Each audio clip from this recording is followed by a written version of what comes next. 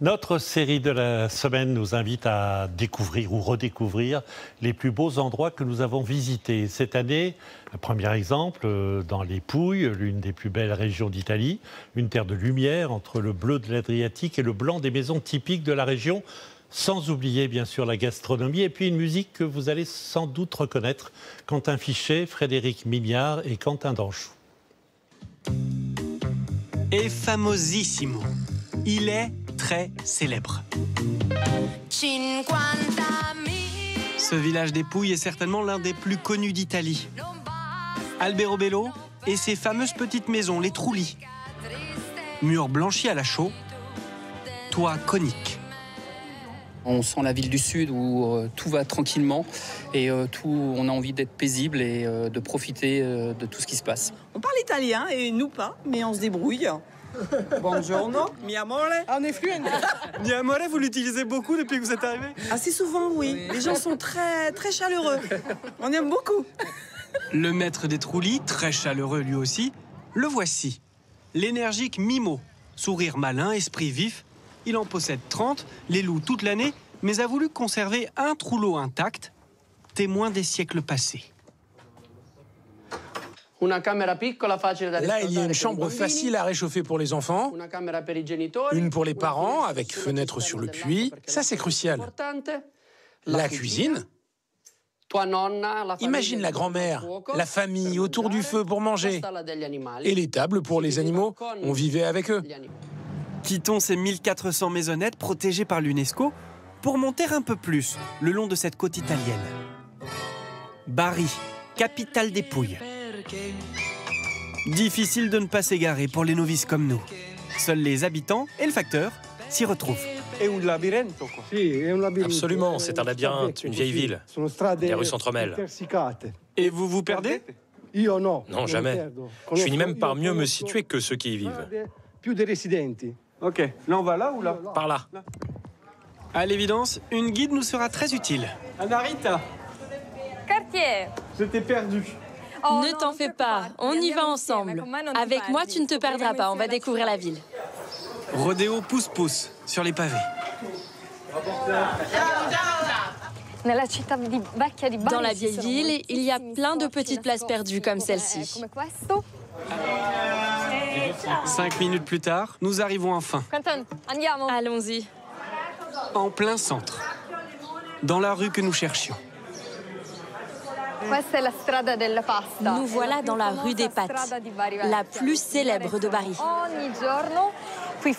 Les vieilles dames sont là tous les jours à préparer les pâtes fraîches. Spécialité du coin, les orecchiette, ces petites oreilles. Les cuisinières expérimentées les préparent devant chez elles. Parmi elles, Portia. 60 ans qu'elle en produit, à toute vitesse. Je peux faire 5 à 6 kilos par jour. Ça dépend des journées. C'est un vrai métier, tu sais. Quand je me lève le matin, je sais que je vais en faire. Sinon, je me sens mal, faible, pas bien physiquement. Nous, au réveil, nous ne pensons qu'à poursuivre notre voyage. Une ville nous a été conseillée, perchée au bord de l'Adriatique, Polignano a Mare. Un balcon sur la mer. Voilà ce que nous venons chercher. Au loin, un homme nous fait signe.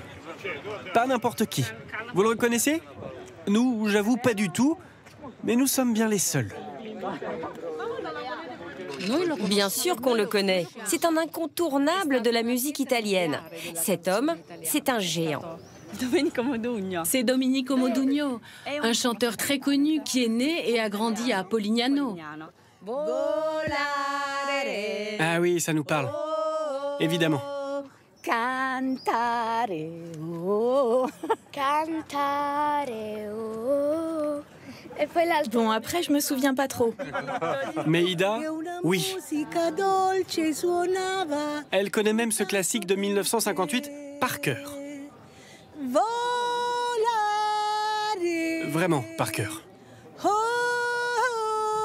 Je m'assois parce qu'elle va faire toute la chanson, je crois. Cantare, oh,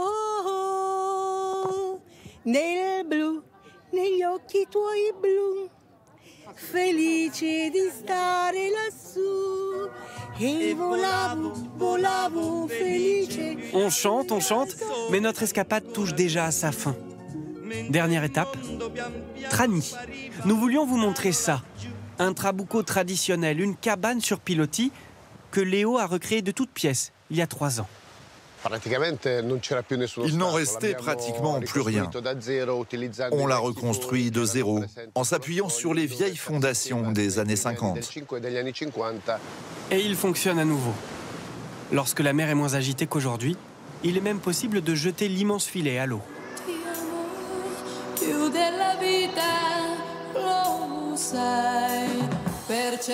Face à l'Adriatique, sur ces terres latines, ces pouilles surprenantes, finalement, avec Fred et Marc-Henri, on a décidé de rester un peu.